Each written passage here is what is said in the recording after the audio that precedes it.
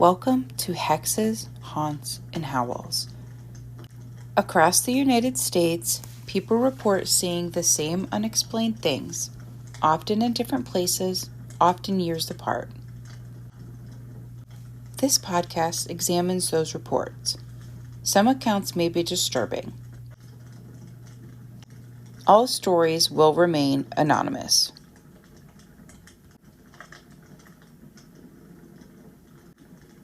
Before we begin A to Z of Haunted America, we're starting with 3 episodes focused entirely on Appalachia.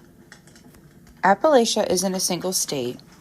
It's a region that stretches across multiple states with shared folklore, repeated encounters, and patterns don't stop at state lines. It's also where 3 of the top most reported cryptids in the region continue to surface again and again. These 3 episodes focus on the top 3 cryptids, examining their history, behavior patterns, and why Appalachia remains such a consistent hotspot for sightings. This isn't a detour, it's groundwork. By the time we move into A to Z of Haunted America, you'll already recognize the signs, the environments, the silence, and the details people mention without realizing how often they repeat. Think of this as the foundation. The rest of the country builds on it.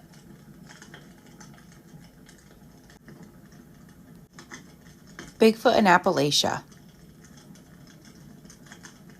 The woods in Appalachia don't announce when something is wrong.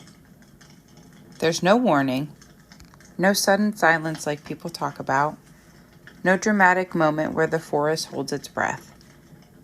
It's quieter than that.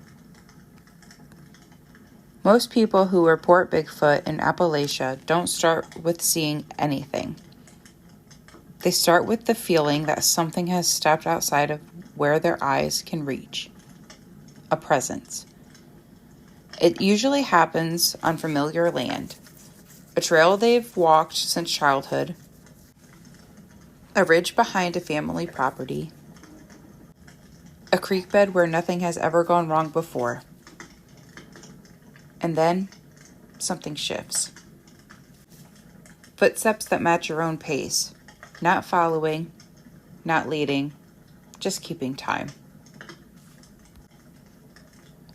People say the steps are too heavy to be deer, too steady to be a bear, and they don't rush when you stop. They stop too.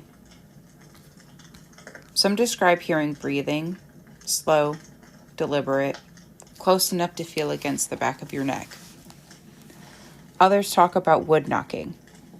3 sharp cracks against a tree spaced just far enough apart to sound intentional. Never random. In Appalachia, these sounds don't send people running right away. They freeze them. Because deep down, something feels familiar about it.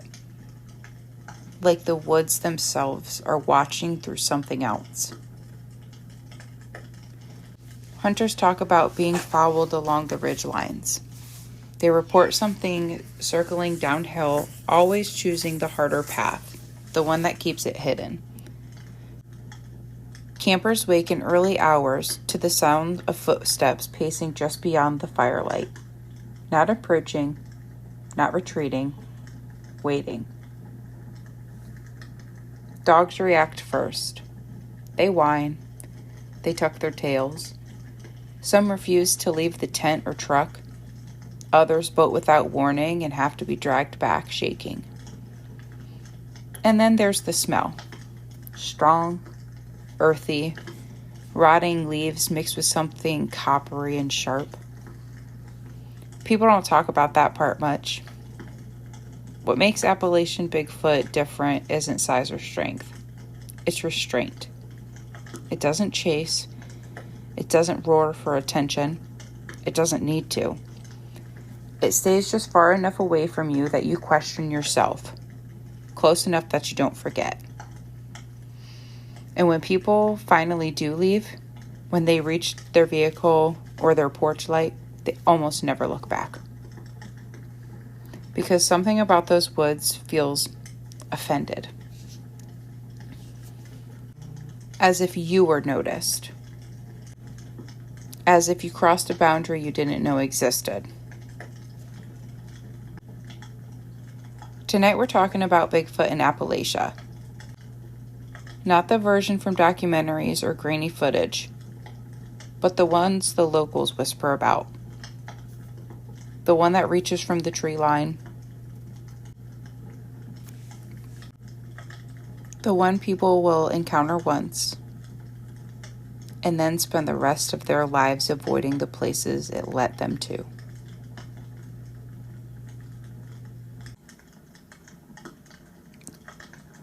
Long before the name Bigfoot ever existed, the mountains already had one.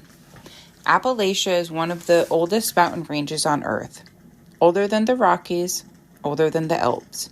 Worn down, folded in on itself, and hollowed out by time. The stories tied to these mountains go back just as far. Indigenous tribes across the Appalachians spoke of large, hair-covered beings that lived deep in the forested slopes. Not animals, but not human either. Among the Cherokee, there are stories of the Sul-Kalu, translated loosely as the slant-eyed giant. He was said to live in high places, watching from the ridges.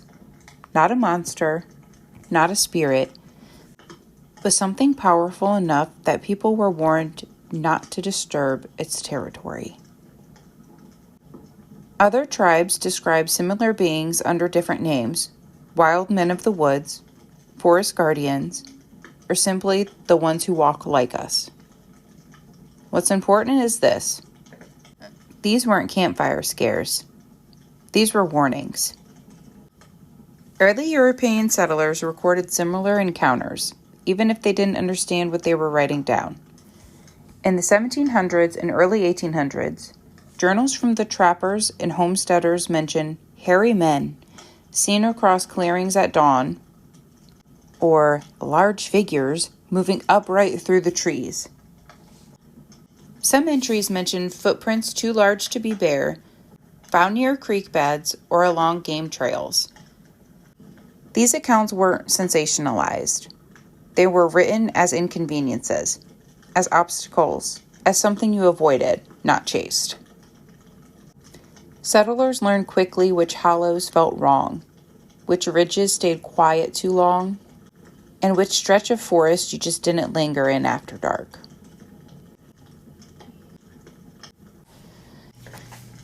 By the mid-1800s, stories of the wild men were common enough in Appalachia that newspapers occasionally referenced them, usually in small columns buried near the back, not to investigate, but to explain away. The explanations changed with time. Some said it was escaped slaves hiding in the woods. Others blamed reclusive mountain families. Later it became bears standing upright or exaggerations born from isolation. The descriptions never changed. Tall, broad shoulders, covered in dark hair, walking on two legs with purpose.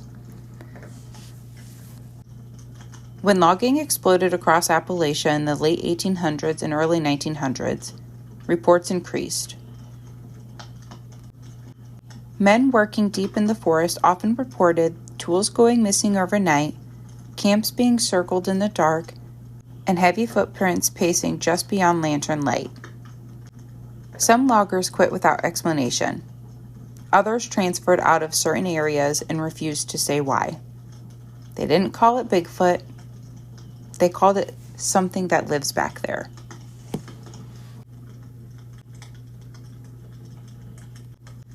The name Bigfoot wouldn't become popular until the mid-20th century, after reports from the Pacific Northwest caught national attention.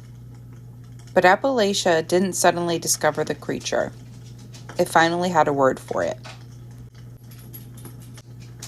What's interesting is the Appalachia reports didn't mirror the West Coast versions. Here the descriptions were leaner, more aggressive, more territorial, Witnesses didn't describe curiosity, they described intimidation. By the 1950s and 60s, as roads cut deeper into the mountains, sightings followed the edges, logging roads, power lines, and old rail beds, always just far enough off the path. In the 1970s, during a surge in cryptid interest, Appalachia quietly produced some of the most consistent Bigfoot reports in the country, particularly in West Virginia, eastern Kentucky, western Virginia, Tennessee, and parts of North Carolina. But they didn't make headlines, because Appalachian culture doesn't reward talking about things you don't understand. Families pass these stories down privately. Warnings shared on porches, advice given without context. Don't camp there. Don't hunt past that ridge. If you hear knocking, leave. Even today, modern sightings echo the same details recorded centuries ago.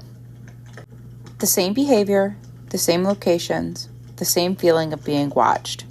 Technology changed, language changed, but the creatures didn't. That's what unsettles people the most. Bigfoot in Appalachia didn't feel like a legend that grew over time. It feels like something that has always been there, quietly adapting, staying just far enough out of reach. Never forgotten, just avoided.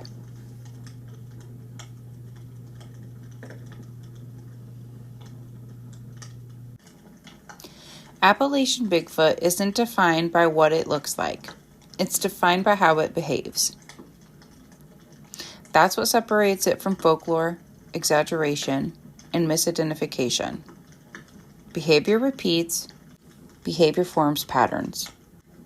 And patterns don't care whether you believe in them or not. Most encounters don't begin with sight. They begin with awareness. A feeling that settles in slowly, not panic, not fear. Just the sense that something has noticed you before you have noticed it. People describe it as a pressure, a heaviness in the air, like the instinct to stop mid-sentence for no clear reason. Hunters say it feels like stepping onto land that doesn't belong to them. Hikers say it feels like the woods have shifted orientation, like paths suddenly feel wrong. And then the behavior starts. The watching.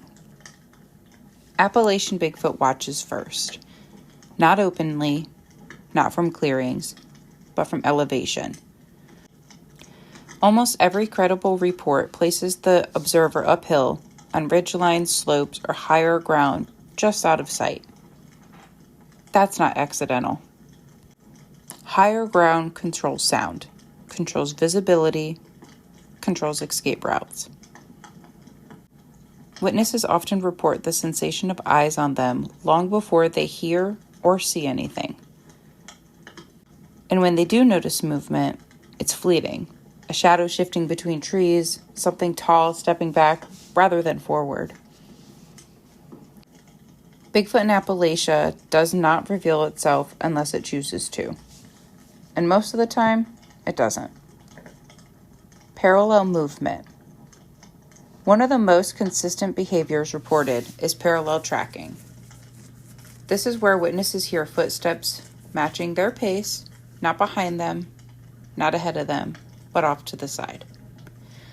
Always at a distance that stays just beyond peripheral vision. When the person stops, the footsteps stop. When they move again, the sound resumes. Hunters describe this happening along ridgelines. Hikers report it on narrow trails. Campers hear it circling slowly around firelight. This behavior isn't pursuit. It's evaluation. It allows the creature to assess speed, awareness, confidence, and whether the person is alone. And it does so without expending energy or exposing itself. Footsteps and weight. When Appalachian Bigfoot does move audibly, the sound is unmistakable. Witnesses describe footsteps that are too slow to be deer, too heavy to be a person, and too deliberate to be a bear. Each step sounds placed, not stumbled, not rushed. Leaves compress, sticks snap under weight, not motion. Some witnesses say the ground vibrates faintly. Others report feeling the sound through their chest rather than hearing it clearly. What's important here is restraint. If this thing wanted to charge, it could. If it wanted to flee, it would. Instead, it walks. Because it knows it doesn't need to hurry. Wood knocking. Wood knocking is one of the most misunderstood behaviors. In Appalachia, these sounds are rarely random. Witnesses report single sharp cracks, 2 or 3 knocks spaced evenly, and responds to accidental human noise.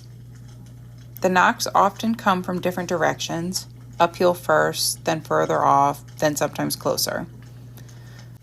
This suggests more than one individual in some cases, or one individual repositioning quickly.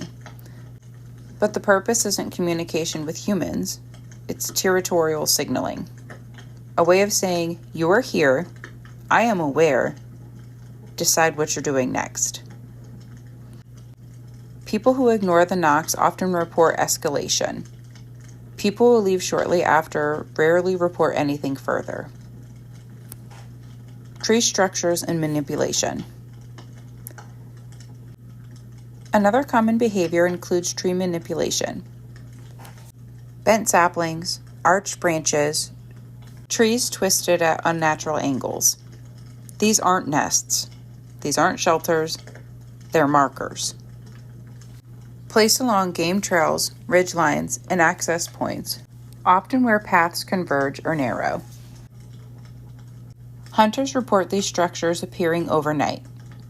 Hunters report seeing them deeper in areas where few people travel. And once again, the behavior suggests intelligence. Effort is expended only where it matters. Circling camps.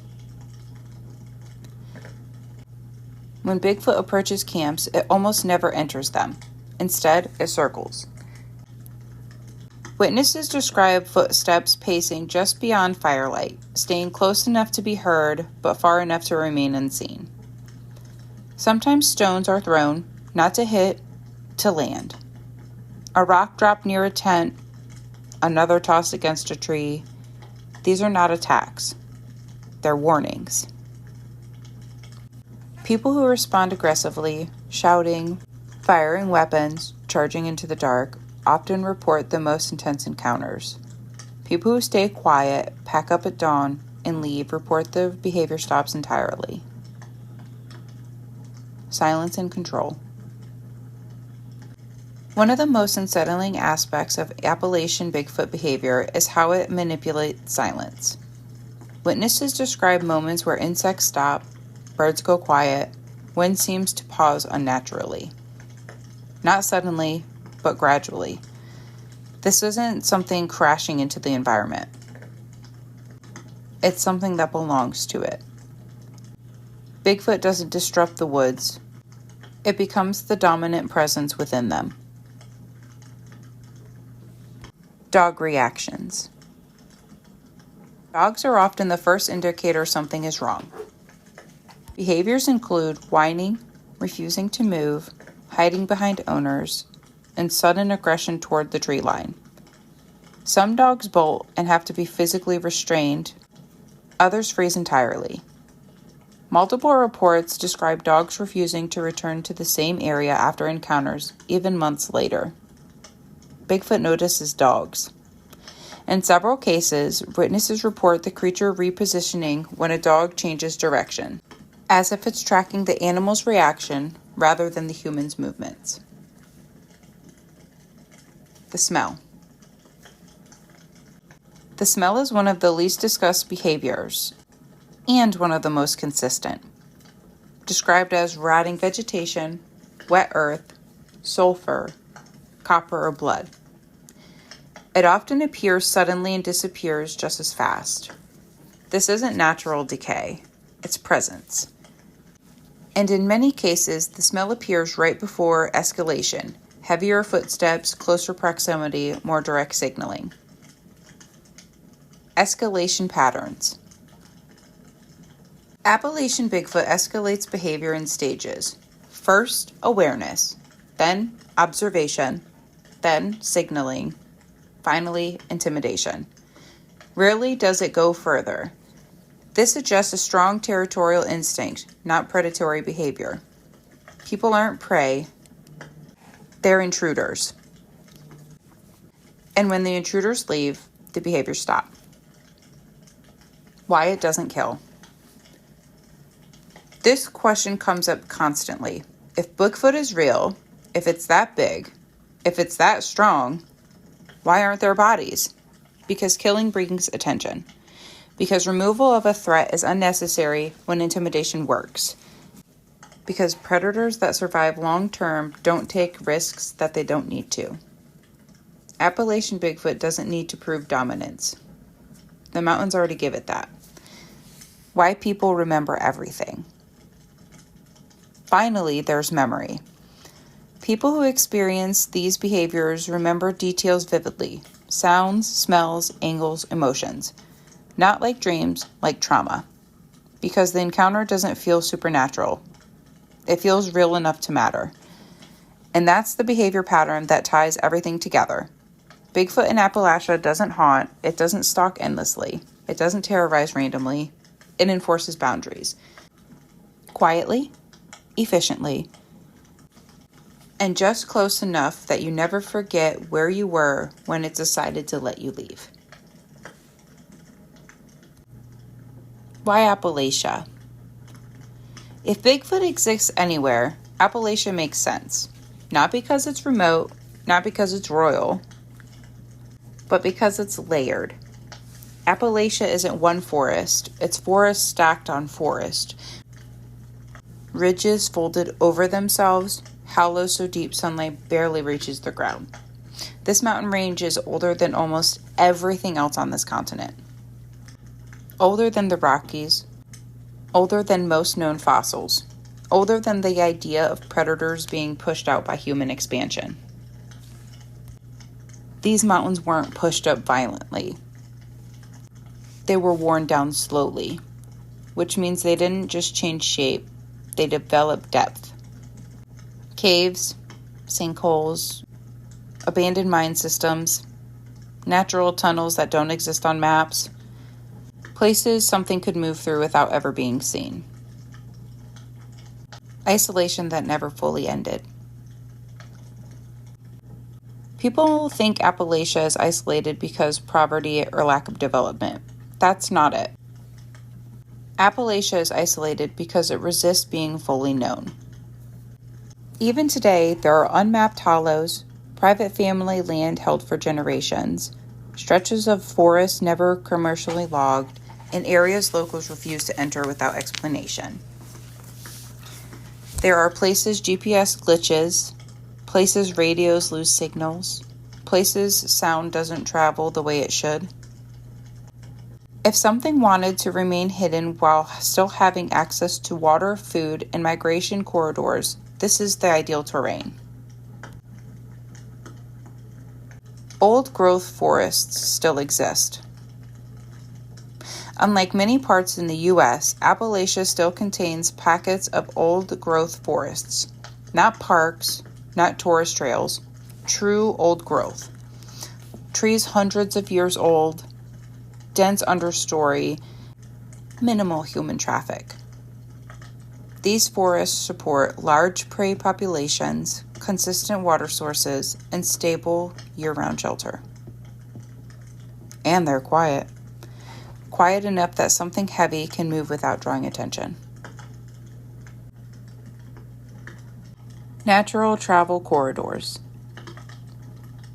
Appalachia is full of natural movement paths, ridge lines, creek beds, game trails worn into the earth over centuries, Bigfoot sightings cluster around these areas for a reason.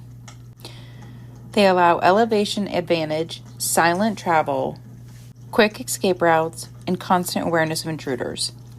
Witnesses often report encounters near bends and trails, narrow hollows, and ridge-to-valley transitions, places where something watching would already be waiting. Caves, mines, and underground access. This is one of the most overlooked factors. Appalachia is riddled with natural cave systems, abandoned coal mines, sealed shafts, and collapsed tunnels. Some are documented, many are not. Entire sections of mountains are hollowed out. If Bigfoot required shelter during extreme weather, if it avoids open confrontation, if it needs places humans don't frequent, then Appalachia provides cover in a way few regions can. Generational silence. Another reason Appalachia stands out isn't geography, it's culture. Appalachian families pass down land, stories, and warnings quietly. There's a deep-rooted understanding that not everything needs explaining, not everything should be talked about, and some things are safer left unnamed. People don't rush to report encounters, they don't call the news, they don't post online. They tell one person, maybe two, and then they stop going back. That silence allows patterns to continue unnoticed by outsiders. Low human density. People in Appalachia know their woods. Hunters know animal movement. Locals know seasonal sounds. Families recognize when something doesn't belong. When someone says that wasn't a bear, they're not guessing. They're comparing decades of experience to something that didn't fit. That makes Appalachian reports unusually consistent. Same behaviors, same locations, same escalation patterns. Why sightings aren't constant. Another misconception is that Appalachia should have more sightings if Bigfoot is here, but constant sightings would mean failure.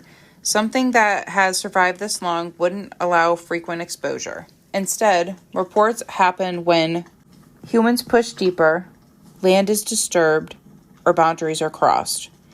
Logging, new trails, expanded hunting areas.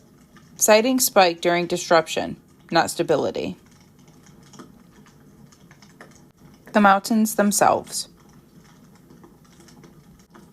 Finally, there's something harder to explain. People describe Appalachia as feeling watched, even without encounters. The land feels aware. Sounds behave strangely. Distances feel distorted. Time seems off in deep hollows. Whether that's psychology or environment, it doesn't matter. Because perception shapes behavior. And Bigfoot behavior fits a landscape that already feels alive. Appalachia doesn't expose things. It absorbs them. It doesn't erase tracks. It softens them. And if something learned long ago how to move with the mountains instead of against them, this is exactly where it should stay. Not roaming, not migrated, but rooted. Waiting for the rare moment when somebody steps just far enough off the path to notice it, noticing them back.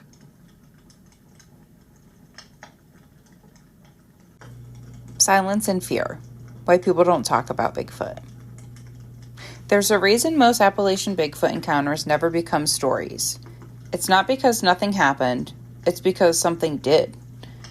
And the people who experience it don't come away feeling excited, curious, or validated. They come away quiet. Fear in Appalachia doesn't look like panic. It looks like avoidance. People don't scream, they don't dramatize, they don't gather an audience. They stop going places. They change routines. They sell land that's been in families for generations. They give vague explanations and let the conversation die. Because whatever they encountered didn't feel like something that was meant to be shared. Fear without chaos.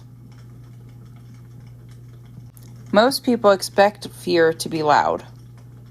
Shouting, running, heart pounding so hard it drowns out thought. But Appalachian Bigfoot encounters produce a different kind of fear. Witnesses describe feeling small, not hunted, not chased, just outmatched. Like realizing mid-step that you walked into a space where you no longer set the rules. That kind of fear doesn't demand action. It demands retreat. The fear of being wrong. Another reason people stay silent is doubt. Not doubt that something was there, but doubt that anyone else will ever understand it. Appalachian witnesses know animals. They know their woods.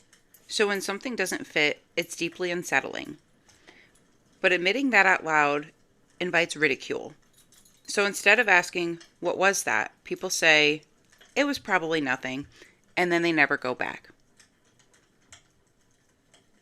Cultural silence. Appalachia has a long tradition of not speaking certain things into existence. Names matter, attention matters.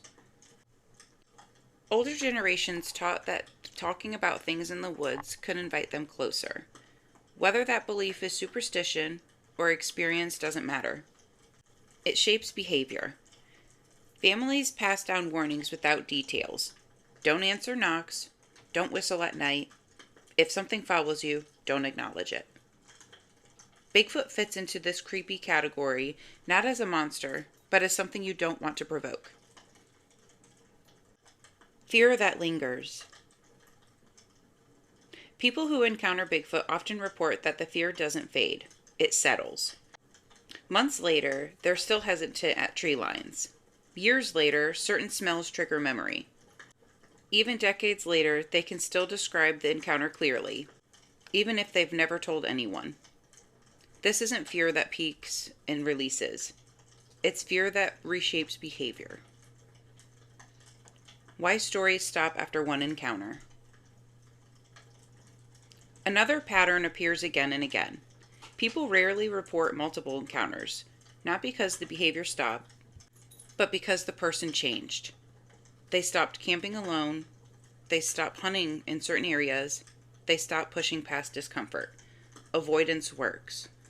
And once the boundary is respected, the encounters end. The fear of being watched again. One of the most unsettling aspects witnesses describe is the fear of return. Not that the creature followed them home, but that it remembers them. That if they go back, they'll be recognized. This creates a permanent separation from places once loved.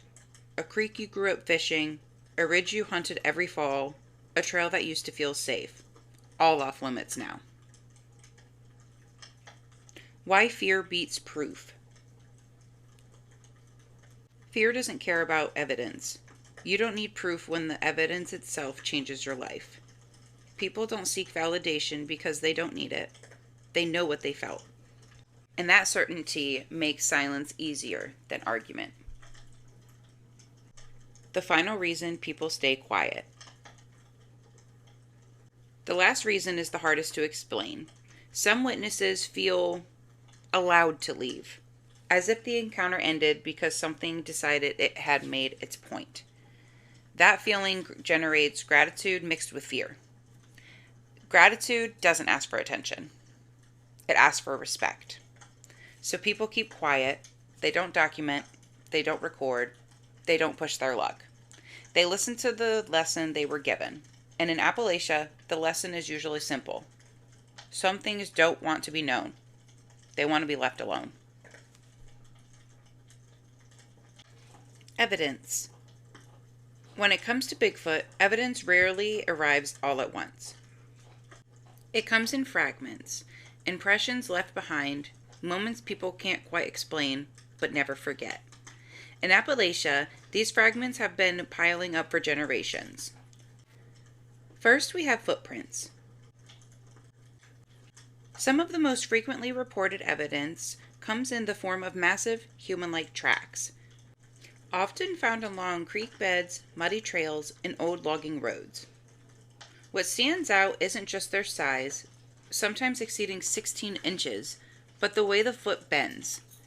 Investigators often point to what's called a mid-tarsal break, a flexible motion in the middle of the foot that humans do not have, but great apes do.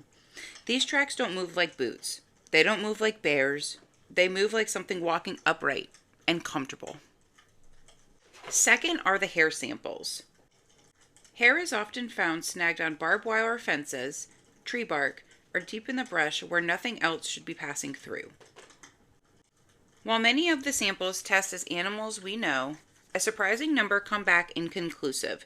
No clear species, no match in existing databases.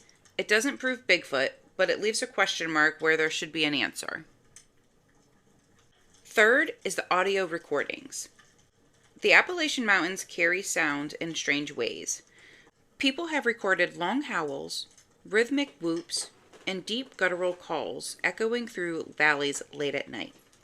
Some mimic human speech patterns without forming words. Others answer back when one is played into the woods.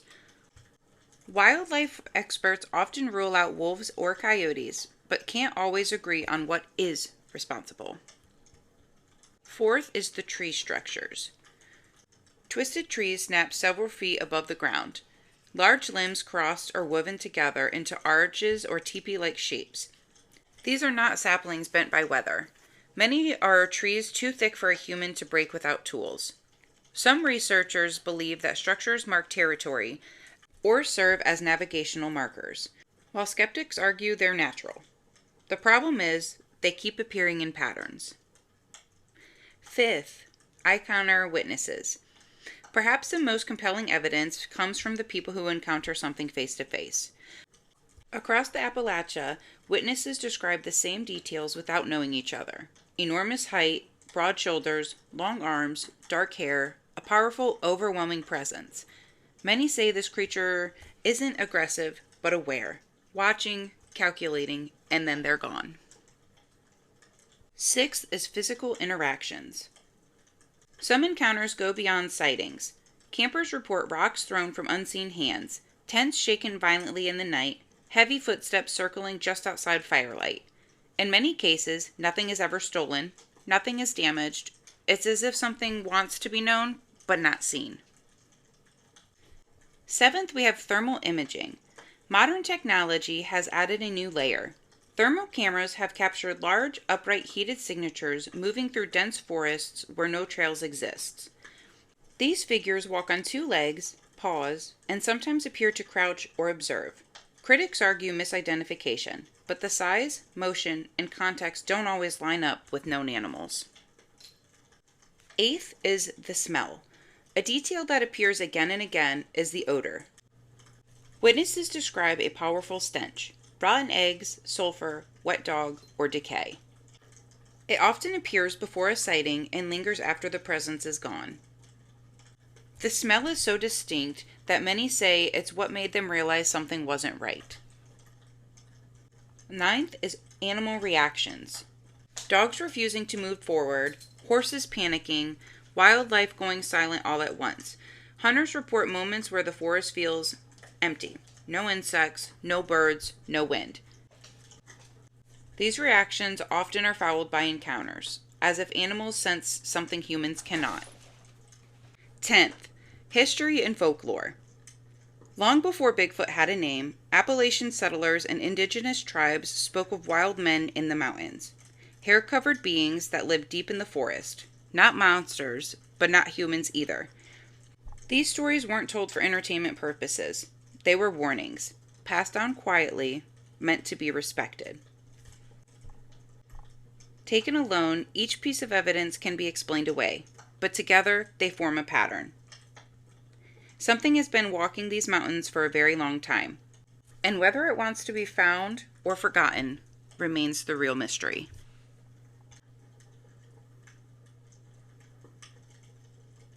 The Appalachian Mountains don't give answers easily. They don't explain themselves. They don't correct the stories told about them. They simply endure. And maybe that's why encounters like these linger the way they do. not because of what was seen, but because of what wasn't. The unanswered moments, the pauses in memory where something stood just outside the light, just beyond understanding.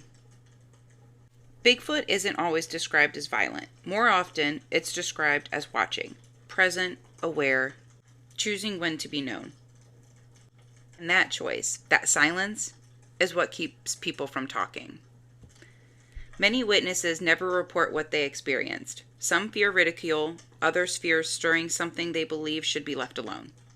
And some feel like whatever they encountered knew them, knew where they were, and letting it remain a story feels safer than turning it into proof. But these stories matter.